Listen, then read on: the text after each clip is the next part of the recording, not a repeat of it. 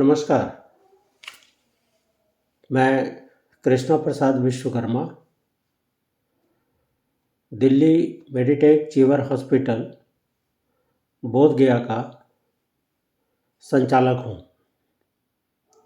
आज एक नए विषय के साथ आपके समक्ष हाजिर हूँ। स्वास्थ्य के क्षेत्र में जो मेरा पिछला वीडियो था वो अफवाहों के लेकर था। आज मैं डेंगू के ऊपर आपसे बातचीत करूँगा कि डेंगू आजकल फैला हुआ है।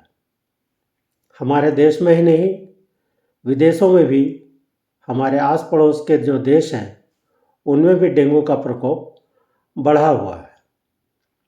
दरअसल डेंगू की पहचान करना कोई ज़्यादा मुश्किल नहीं है।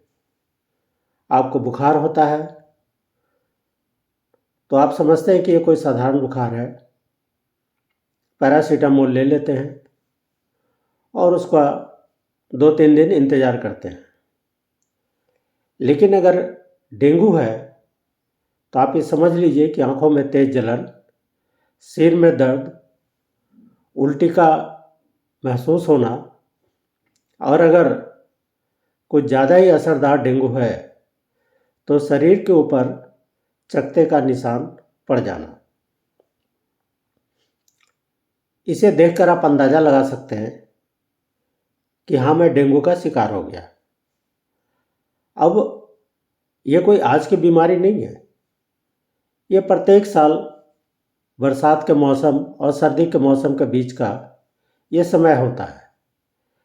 ये जो परिवर्तन का समय है 15 दिनों का,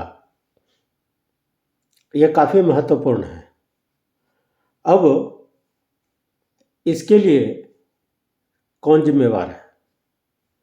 इसके लिए हम सभी जिम्मेवार हैं कि बुखार को साधारण बुखार समझ करके डेंगू को हम पाले रखते हैं और फिर परिस्थिति ऐसी बन जाती है कि हमें हॉस्पिटल में एडमिट होना पड़ता है। अब ज़रा देखिए कि डेंगू से हम कैसे बचे रहें।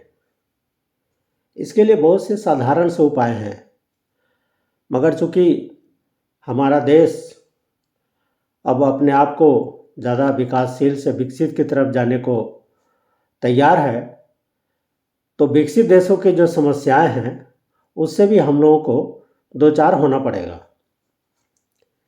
उदाहरण के तौर पे आप मच्छरदानी को लें।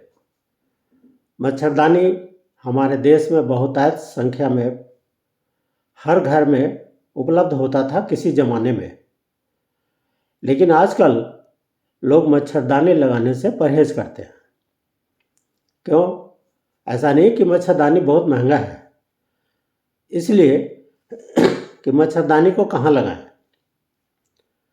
दीवारों में कील लगाना पड़ेगा, जो कि मकान मालिक या भवन मालिक को गुजारा नहीं है। डंडे के सहारे मच्छरदानी को खड़ा करना पड़ेगा, जो कि आज के डेट में डंडा रखना घर के अंदर संभव नहीं है। छोटे छोटे घर हो गए हैं, कमरे हैं। तो इसके बचाव के लिए क्या रास्ता ढूंढा ये कि हम मच्छर भगाने के लिए अगरबत्ती जलाते हैं या कोई केमिकल इस्तेमाल करते हैं। अब मुझे ये बताइए कि ये मच्छरदानी ज़्यादा आसान है या केमिकल जला के जहरीली सांस अपने अंदर डालना।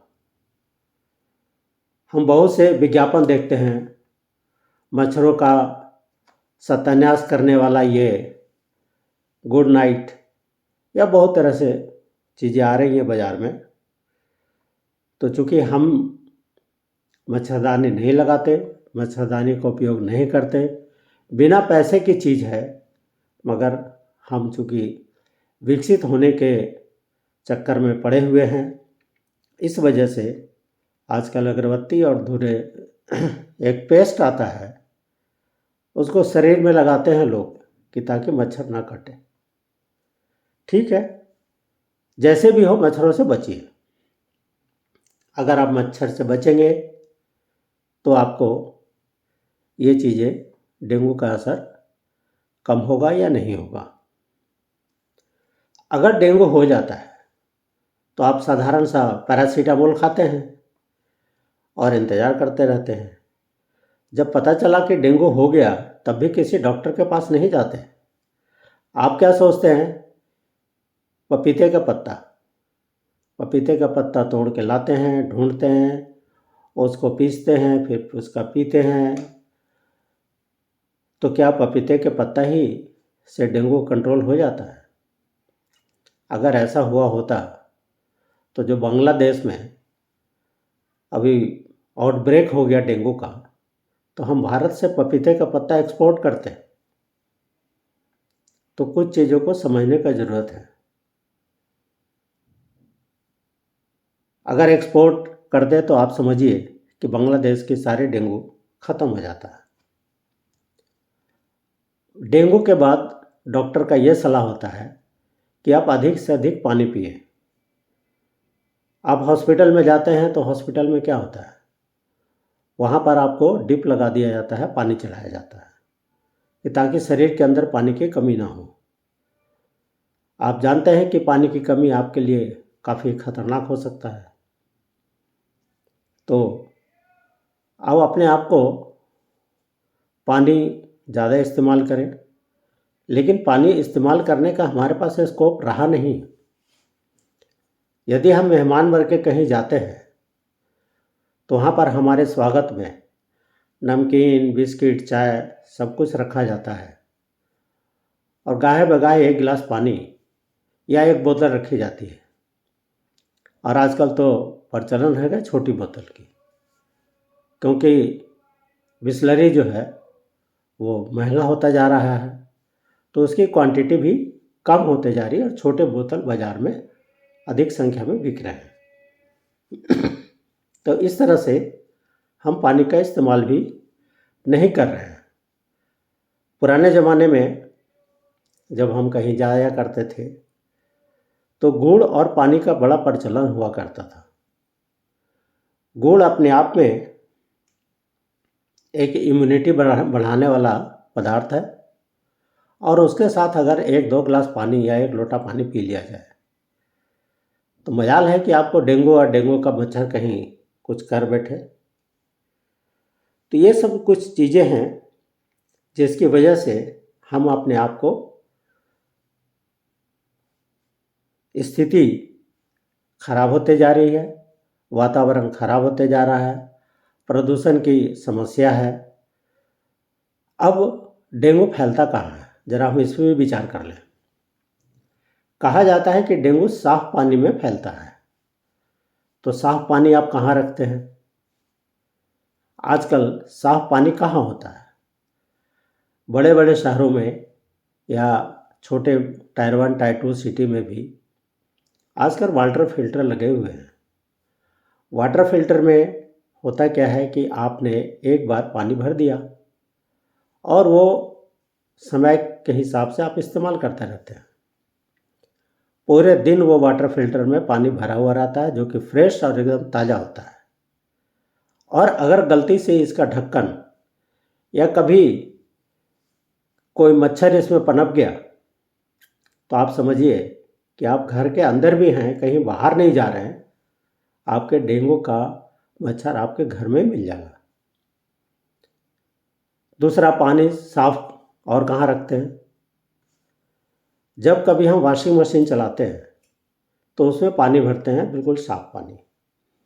कपड़े डालते हैं, कपड़े धोते हैं, उसको निकालते हैं, फिर वॉशिंग मशीन को क्या करते हैं, उसमें पानी का कुछ न कुछ अंश रह जाता है और वो पानी का अंश आपके लिए घातक है। कूलर की बात तो छोड़िए, कूलर में तो लोगों को पता ही है कि घास होते हैं, पानी होती है, उसको सफाई करना पड़ता है।